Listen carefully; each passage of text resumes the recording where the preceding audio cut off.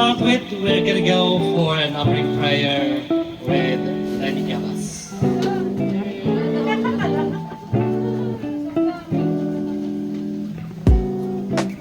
Nagsulat ng nobela yan.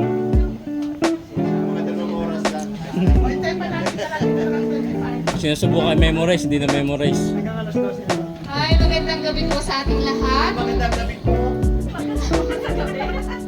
Papuri po sa inyo, Panginoon. Panginoon, marami po salamat sa lahat ng biyaya na pinagkaloob niyo sa amin.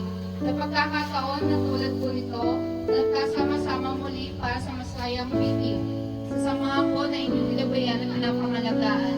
Maraming salamat din po sa mga pagsubok na amin na pagdaan at nalampasan.